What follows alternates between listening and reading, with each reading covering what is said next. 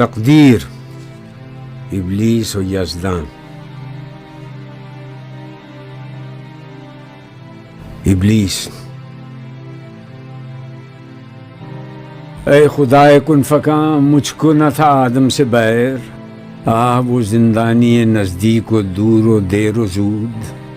حرف استقبار تیرے سامنے ممکن نہ تھا، ہاں مگر تیری مشیت میں نہ تھا میرا سجود۔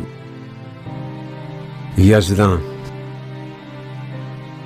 کب کھلا تجھ پر یہ راز، انکار سے پہلے کہ بعد؟ ابلیس: